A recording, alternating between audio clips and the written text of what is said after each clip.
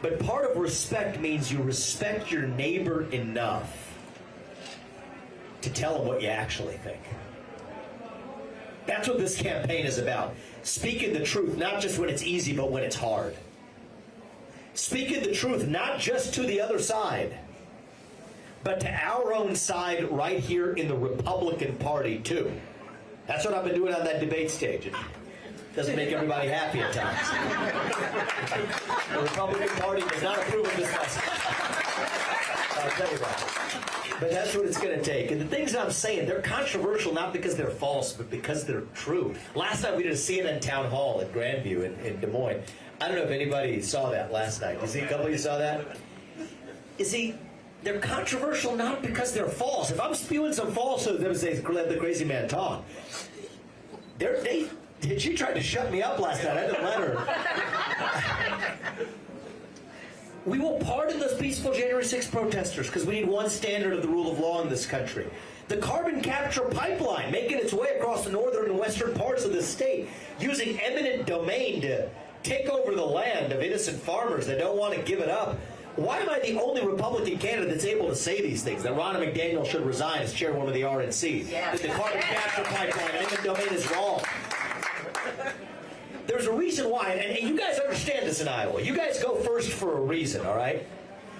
If you want somebody who's going to get in there and speak truth to power, then vote for somebody who's going to speak the truth to you. It's not complicated. And you only get to be an outsider once, right? At a certain point, maybe 8 years in, I'd be part of some new establishment too. I hope not.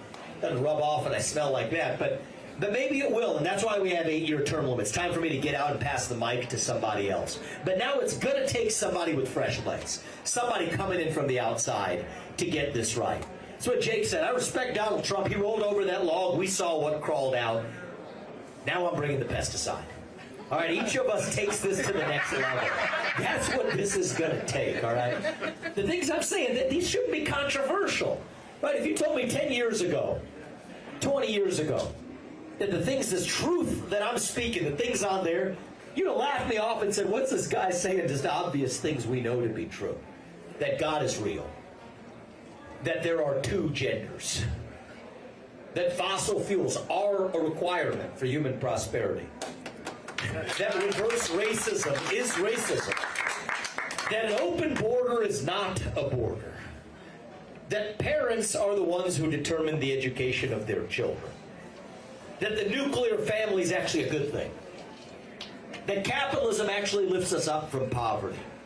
That there's 3 branches of government in the United States, not 4. That the U.S. Constitution is the strongest guarantor of freedom in human history. You would say that's the truth. And you know what? We stand up for the truth. We fight for the truth. That is what won us the American Revolution. That is what reunited us after the Civil War. That is what won us 2 world wars and the Cold War. That is what still gives hope to the free world. And if we can revive that dream over group identity and victimhood and grievance, then nobody in the world, not a nation, not a corporation, not a virus, not China, is going to defeat us. That is what American exceptionalism is all about. And that is what we are going to revive to save this great country. Thank you for coming out this afternoon, guys. God bless you and your families. And God bless our United States of America. I want to open this up. I want to have a conversation, right? If I had to sit across the table from Xi Jinping, I better be willing to sit across the table for some hard questions. So give me the hard ones. Give me the hard ones, please. Yes, please. So if you become president, I'll give you the mic, you can see. Okay. We can hear my voice. Yeah, that's good. What's your name? Can you hear my voice? Yes. Okay. What's your name? Leanne. Leanne. If you become president, my worry is who you have to deal with, the Congress of the United States of America. How do you get some of these things done dealing with it? Yep. So I'll give you the short-term answer and I'll give you the longer-term answer. Longer-term answer first is we need term limits. Term limits in Congress and term limits in the bureaucracy. Now, you can't do the term limits because that requires 75% of the very people you're trying to term limit to vote for it. So that's a little bit of a problem. Here's my solution to that. It's amazing. I don't hear other people say this. It's the obvious way to do this. Grandfather in the people who are already there, but then vote for the term limit. So that way they can take their self-interest out of it. It's silly, the world, but as a business guy, I think about people's incentives. That gets this done because term limits are wildly popular, but they don't do it because it affects them. So at least you do it for the next generation. So that's in the long run. How am I doing in the short run? Here's the answer. Most of what I'm telling you that I'm going to get done, actually sealing our southern border, actually shutting down the administrative state, those three-letter agencies, so we can drill, frack, burn coal, embrace nuclear energy, all that in this country. I don't need Congress to do that. That's done by the regulatory state today. They're the ones shackling us in handcuffs. So that's what's happening with the regulatory state. That reports into the U.S. President and the executive branch. This is our moment to get this right. So all we need, we have a Supreme Court that agrees with me on this, 6-3, and I give Trump credit for that. Well, we have a Supreme Court that agrees with me. All we need is a president who swears an oath to that Constitution and actually keeps it. Right? That's the moment we live in right now is if we're able to get a president who's able to shut down that deep state, that's the root cause of the problem. And Congress is almost a joke right now. As I said, the people we're electing to run the government, they're not doing anything. It's the administrative state, the three-letter agencies, the shadow government that's actually responsible for most of what we're suffering today. That's the bad news, but the good news is a president can absolutely address that. So notice, I'm not making promises that I can't keep. I would love to flatten out the tax code, 12% flat tax for everybody. There's a lot that I want to do in the area of health care. We'll get to that in year 2. But we start with year 1 with the momentum of actual successes, and most presidents mess that up. They try to go through Congress. They get stopped, and then that deflates the balloon. No, we go the other way around. Let's step on the gas as a chief executive. I know that if somebody works, I've been a CEO of a company, I've hired thousands of people. If somebody works for you and you cannot fire them, that means they don't work for you, actually. It means you work for them because you're responsible for what they do without any authority to change it. And I refuse to be that puppet. Like, I don't even... Have I bashed Biden much in this speech so far? No. It's not worth that. He's not even the president, really, right? He's just a puppet for the managerial class. I mean, that's the reality. So you're missing the point if you resort to those political sloganeering. I'm not going to be that puppet. All it takes is a president who understands the Constitution. And I want to say a word about this, because it does take an outsider, somebody with sharp elbows, somebody who's going to willing to break glass. I did that last night at the CNN town hall. I'll do that in the debate stage. I'll do that in D.C. Trump brought that, and I bring that. But it also takes an outsider who knows and understands the Constitution of this country. And those two things don't usually go together. Right? You might have the nerdy academic law professor types over here. I've been to law school. I know what that looks like. And they're going to know the Constitution but not get it done. You might have the business guys going to get it done, but they duped Trump because they said you can't fire those employees. Well, read the law. Actually, if you read mass firings, you can. It takes both of those things right now. That's what called me into this race.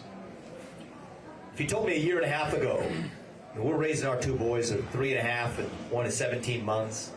My wife's following her passion. I love running businesses, the ones that I've built. If you said I'm going to run for president, I'd say that sounds worse than a sharp poke in the eye. Okay, I'm not doing that. But I think God puts each of us here for a purpose. I do. And I think it's our duty to realize that purpose, to use the God-given gifts that He has put in each of us, to use the short time that we're given on this earth to do our part. And that's what pulled me into this race, and especially now when I think it's going to take somebody with fresh legs, somebody from that next generation. That's what pulled me in, and if it is the will of the people, your will, that we serve this country, we'll go do that for 8 years and revive this country as president, in many cases, not even requiring Congress for the things I need to get done. Thank you. I appreciate that question. Well, Starlin. Oh, it is. Okay, good. Good to see you. Let me see if I can bring this. Thank you for exposing the global warming fraud that's going on. And weather goes in cycles, and it's cold and hot and all that. But it's normal. Because I farm. I farm. So I'm concerned. So you know something about weather. Yeah. We have droughts, and we have Got it. then times it's really wet. You know. But anyway, right now the wind turbines. Can just ask you about your? Do you know you grow crops or you? Yes. Okay. So what do your crops breathe in to grow? Breathe in oxygen. Oh, carbon. Carbon dioxide. Yeah, it's plant food. Yeah, carbon dioxide. We need that. It's kind of good for your crops. Yeah, I don't know why we're trying to get rid of it, but it's a good thing. Yeah. Yeah. So that goes with the carbon pipeline they're trying to put through the wind turbines and the solar panels. They're trying to cover up our farmland. You can't make new farmland. You can produce all the wind turbines you want, but once you cover that up, you can't produce more farmland. The topsoil you can't produce. It's going to be there, and then you cover it up, it's gone. So there's acres and acres of farmland that's being covered up with wind turbines and the carbon pipeline and all that. And I was wondering what your thoughts are on that. My thoughts are I'm against it. I mean, it's that simple. It's not that it's the market doing this. That's a myth. It's not the market. All three of those things, the carbon capture pipeline, the wind turbines, and the solar panels, are all a product of government subsidy. This is not the invisible hand of the market. It's the invisible fist of government. And a scarce few making money. It's not just some government's money. It's our money flowing through our government through a class of multi-billionaires that, and I'm not a guy who just villainizes multi-billionaires for being rich. I'm wealthy and self-made. I don't think that we should villainize that. But it's wrong when you do it by taking taxpayer money to push some other cause. That's really crony capitalism. That's not real capitalism. So that's what's happening. In an electric vehicle cult, the same thing. By the way, people don't know this, and speak a hard truth here. The particulate matter released by rubber tires that are heavier because of those batteries released into the air is worse than fuel that's being burned and coming out through the tailpipe when it comes to actually clean air and clean water. So I love conservation in this country. I love clean air and clean water. I love our national parks and the beauty of this country. But the irony is this climate agenda has actually sacrificed what makes this country great, beautiful, and nourishing at home, our farmland. Our clean air, clean water, suffering as a consequence of ignoring. And the carbon capture pipeline, let me tell you something, just by show of hands, anybody know what I'm talking about here, the carbon capture pipeline? Okay, good. I just want to make sure I'm not. What the heck's this guy talking about? Okay, because that's how most people look at me at the national level when I'm talking about this issue. The funny thing is, the reason they say that this is necessary, they have two reasons. One is we might as well get money from the federal government. Well, why the heck should the federal government be giving these subsidies? That's going to end on my watch.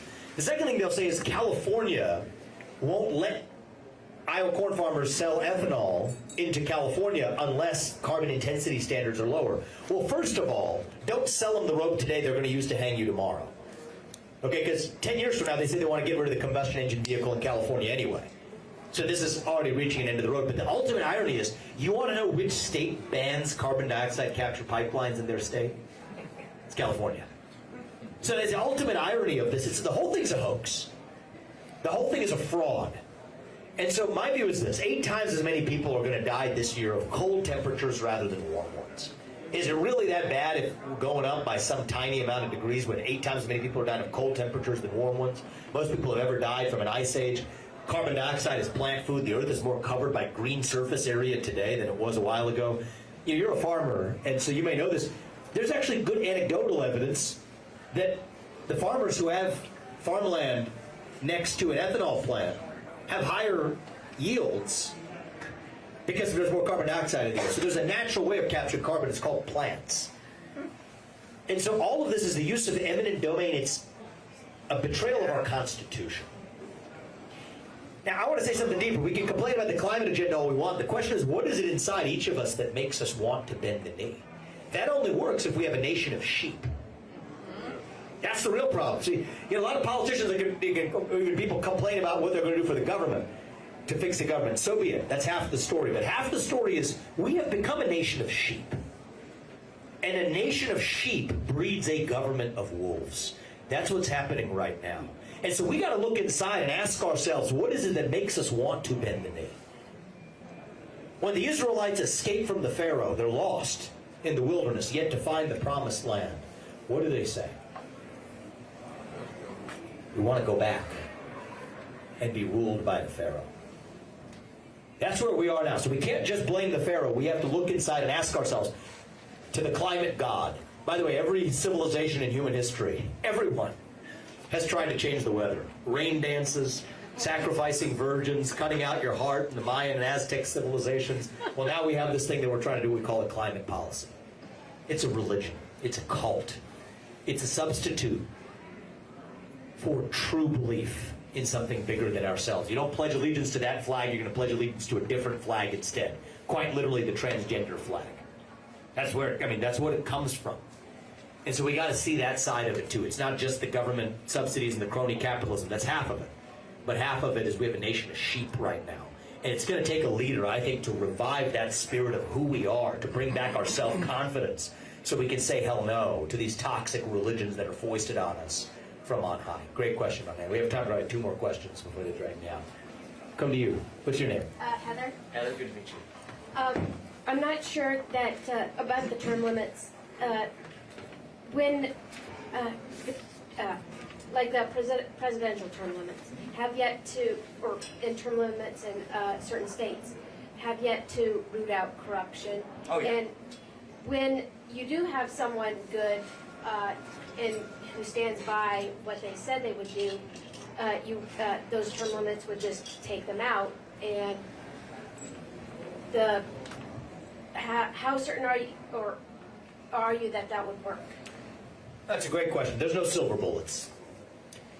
Everyone, whenever they think of an idea they like, then you start to see the world as though that magic bullet's going to solve everything. There's no such thing. The best we're going to have is a plethora of partial solutions.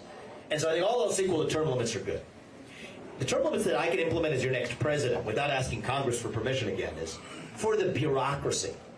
See, the people who, you say if we elect good people, you can re-elect them, that's fine. The bureaucrats were never elected. And they report into a president who has a term limit. So the way they view, in Washington, D.C., the little president is a cute little pet that comes along every few years. They come and go, but we're the ones who are actually still here running the show. It shouldn't work that way. So that's where we need the term limits. That's the easiest one that I'm going to deliver is term limits for the bureaucracy. That's how you actually drain the swamp that rot. And I think that's something that's going to be I'll give you the final word. Thanks for coming to Atlantic. I love your truths here. The number one, excuse me, the nuclear family is the greatest form of governance known to mankind.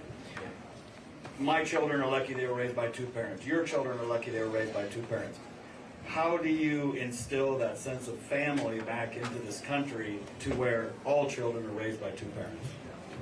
Thank you. Well, we were never going to force that from the government on high, of course. But here's what we're doing right now, is we're paying for the opposite. So our own taxpayer money is going to pay single mothers in the inner city or elsewhere more money not to have a man in the house than to have a man in the house. Put yourself in the shoes of a single mother might be going through tough times. Well, I'm getting more by being married to Uncle Sam than I am to you. I mean, that's really the mentality of many in the inner city. It's these things you're not supposed to say, but that's effectively what's going on. And that's... It isn't just inner city. Oh, it's not just... That's what I was going to come to. It's now spreading across the rest of the country. So people talk about black fatherlessness, and that's an issue in the black community. It's an issue in all communities. 25% across races, fatherlessness in this country. And kids who are born in a fatherless household are 8 times more likely to end up in prison, 8 to 10 times more likely not to graduate from high school or to end up in poverty. And we're paying for them to do that. We're paying to create the incentives for it. So one of the things that will end on my watch is we will stop using our taxpayer money to pay people to do the exact opposite of what's best for them. This is not compassion, it's cruelty. Lyndon Johnson's Great Society, you have to just talk about the black fatherlessness things for a second, because that was supposedly to help black Americans. In the 1950s and 60s, black dual-parent household rates were way higher than they are today. That hasn't helped anybody. And so, yes, people ask me, our children grow up in circumstances that my parents would have never imagined. But people look at me now and say, did you grow up in privilege? No, I didn't grow up in wealth. But I did have the ultimate privilege of 2 parents in the house with a focus on education and instilling in us a faith in God. And yes, I would love for every kid in this country to do it. So one is we'll end the government policies that are hostile to it. And the second thing is I think it's a little bit of what Jake mentioned in the beginning. I do think half the job of the next U.S. president is reviving our national character. That's what Reagan said when he left in '89. The thing he was most proud of was reviving a national character that we lacked when he first took office. And so we're talking about policy, and that's important, but that's only half the job. The other half of the job is to make faith and family and patriotism and hard work cool again, actually, for the next generation. Young people are starved for direction and purpose. And I view that as my special responsibility, especially as a young person, as a person who's different in a lot of ways. I think it's my responsibility to revive not just the right policies, but revive our national character through the example that we set as well. And if you all put me there, that's probably the most important promise that I keep for you. That when we leave office in January 2033, yes, we'll shut down the deep state, those government bureaucracies. This economy will grow as a result. We'll declare independence from communist China, from our pharmaceuticals to our electronics. I'll keep us out of World War III. The only war I'm waging is on our shadow government right here at home. I'll do all that. That much will get done. But the thing I want to tell you most of all is that our two sons and their generation, that they're once again proud to be members of a family and citizens of this nation. And I think half that job is just going to be through the example that we set. That's the standard I want you to hold us to when we're in that White House, if you put us there. Thank you. We'll give you the last word.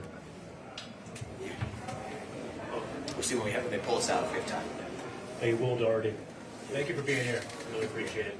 And with that, what you just talked about too actually led into my question with character and truth. I think in this society it's more of a question of truth and absolute truth philosophically that we're fighting against, fighting ideas. And so my question is how people that agree in absolute truth, people who believe in God can hear that. Atheists, you can also believe in absolute truth. Or the other side, or people that will not listen to you and don't think you are speaking truth. How are you going to spend those 8 years convincing those citizens you are, so when you do leave, we're left with a culture and American citizens that will vote for the correct candidate next time as well? Sure. Thank you, Will. I appreciate that. So I think it's picking up off that last question. There's part of the example we set. Let's say there's a protester who walks in here right now, and it's happened. Numerous of our events, left-wing protesters. And my rule of thumb is I'll give them the mic. We'll hear what they have to say. But my rule of thumb is they have to then stay and hear what everybody else has to say. That's how we get this country back. Is actually, I don't think we win by playing whack-a-mole, actually. I think we win by reviving the shared ideals that most of us share in common. I said in the beginning, we're in the middle of a war. 80% of us in this country are on the winning side of this war. Now, corporate tax rates being high or low, that we can debate. I prefer low tax rates of all forms, but those are details. If you agree on the basic rules of the road, free speech and open debate, self-governance, the rule of law, meritocracy, the pursuit of excellence, if you agree on the basic rules of the road, my message in this general election is we're on the same team. 80% of us in this country are. Half the 20% are people younger than me who never learned those ideals in the first place. And here's where our conservative movement, our Republican Party's fallen short. I go to college campuses. There's not a single other presidential candidate in the primary now going to college campuses. First of all, I think it's one of many reasons we're going to deliver a shock here in Iowa. Many of those people are not polled. My heart says we're going to win this Iowa caucus, and our data increasingly suggests that we're going to have a major surprise that we deliver here as well. But I'm not doing it just for that reason. I'm doing it to practice what we preach. We got to show up and actually engage with those who may disagree with us. Because a lot of those who we think disagree with us, they don't really disagree. They're just lost. We've taught a generation you go to Ben & Jerry's and order a cup of ice cream with some social justice sprinkles on top to satisfy your moral hunger. You can't satisfy a moral hunger with fast food. We got to give them the real thing. And so I guess it's my job to make sure that by the time I leave after 8 years, the debates we'll be having will be fierce debates about things like tax rates or things like foreign trade policy. But they're not going to anymore be about the basic rules of the road, because that's human nature. That grounds us. We are wired to believe in something bigger than ourselves. There's a part of our citizenship that's about the individual, the idea that you can achieve the maximum of your boundless God-given potential. That's capitalism. But also the part of us that's a citizen, that is part of a whole that is greater than the sum of our parts. And if we have a president who restores that in the next generation, then I think we can redirect our disagreements to policy disagreements rather than where we are today. And the remainder of that fringe 10%, yes, they are on the other side of this war, and we will reclaim from them. What has happened in this country is, in the name of protecting against the tyranny of the majority, we have created a new tyranny of the minority. That's the tyranny that we're going to end on my watch. It's by restoring the law and apply those laws even-handedly. Our civil rights laws aren't being applied even-handedly when you get fired for wearing the wrong hat to work or saying the wrong thing at work. No, those are actually equal and even-handed applications of the civil rights law. So it's going to be a combination of both of those things. I said this last night at the CNN town hall. It's an expression in our family. We have to be strong enough to protect our kindness. And the way we're going to revive this country is both by reviving that inner kindness and compassion for who we are, even for those who disagree with us, but making sure that we're not going to be trampled by this tyranny of the minority in the meantime. Strong enough to protect our kindness as well. That's how I'm going to lead this country. And I'm confident that by the time I leave, we're not going to be debating whether there are two genders. We'll be debating what the corporate tax rate should be, which is what our political debates ought to be confined to. That's the answer. Hopefully that answers your question, sir. We'll give you the final word. How do you come up in the polls? And I take them for granted. Some of them, I think they bend them and twist them. Yeah. But I've followed you since you appeared. Thank you. And a lot of these people have. Thank you, guys. And you have an opportunity to have somebody like you, but how do you catch Trump? And I voted for him, and I like most all these politics. Same here. So I like Trump as well. I've honored his legacy and will honor his legacy more than anybody else in this race, because that's the right thing to do. I think it's going to take somebody with fresh legs to move us forward. Here's the answer to your question. It's right here. I've probably been to more pizza ranches than I have to gyms in the last 6 months, that's for sure. so that's a separate issue we got to work on. I used to get the pizzas. Now we get the salad bar.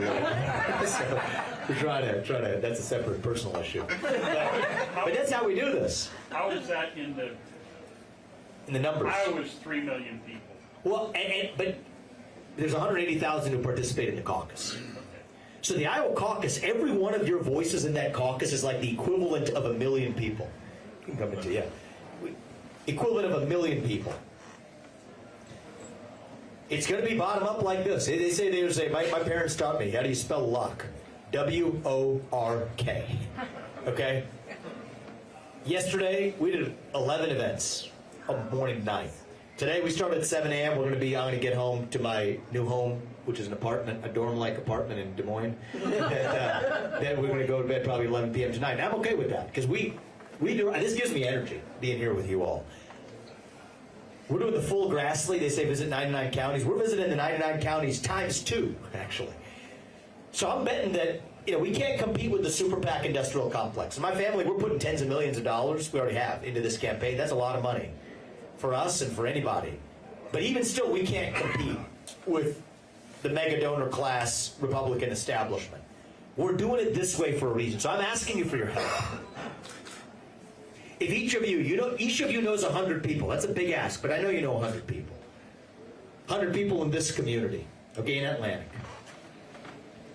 And tell them what we talked about here, the people who couldn't be here on this day at lunchtime. Tell them what we talked about. Bring them to spend 30 minutes of their time on January 15th to save this country. Every one of those is the equivalent of 1 million votes.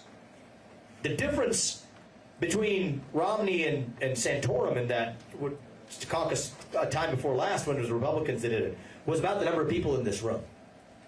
So if you all do your part, and I win the Iowa caucus, and I think we're going to win the Iowa caucus. If I win the Iowa caucus, I'm your next president. Many of our supporters, they're not polled. They're young people. There's some are libertarians. Some are actually just America First conservatives, but not traditional caucus-going Republicans. They're on our lists. They're telling us they're coming out. If they come out, and I think they're going to, in droves, maybe it's some of you in this room. I'm actually curious, who in this room has voted in a caucus before? This feels like a heavy caucus room. It's interesting, when you go in a room, you get a feel for it. There's many rooms that are of different and diverse natures we're going to. I think we're going to win the Iowa caucus, and if I win the Iowa caucus, I'm your next president. If I'm your next president, we're reviving our national identity and our character in those next 8 years. So I need you guys to do your part. Our teams here in the back, sign up with us to be a precinct captain especially. That's going to be really valuable for us in helping bring people out that day. Be a volunteer for us, even half an hour a week between now and the time we're done. I'm asking you to do your part. And if you do your part, I promise you, my family and I, we're going to do ours. To make sure we're not that nation in decline anymore. We talked about this last night at the town hall. That we don't have to be ancient Rome. That we don't have to be this nation in decline. That we can still be a nation in our ascent. I'm not the guy who's going to come here and tell you that it's morning in America, because it is not. But it can be. Ronald Reagan said it. He said, the American dream is alive and well. I won't tell you that, because the American dream is not alive and well right now. It is alive and hanging on for life support. But it can be. And I think this is our last chance. I won't be able to tell you this in 2028, but I can tell you this right now. This is our last chance for us to still be on our way to that shining city on a hill. That country where we will look our kids in the eye and tell them and mean it, that the United States of America is still the nation. Where no matter who you are, or where your parents came from, or what your skin color is, or how long your last name is, in some of our cases, that you will get ahead in this country with your own hard work, your own commitment, your own dedication. And that you know what? You are free to speak your mind at every step of the way. That is the American dream. That is what we are running to. And with your help on January 15th, and I'm asking you for that. Come on in here, guys. We could tell you. This is our team here. Great guys here. Juan, Hunter. They'll tell you exactly what you need to do, and we'll make it as easy for you as possible. If you guys do your part, then I promise you, not in some cheesy politician way, but just in a true way, that we will make sure that our country's best days are, yes, still ahead of us. Thank you for coming today, guys. God bless you. God bless your family. And our united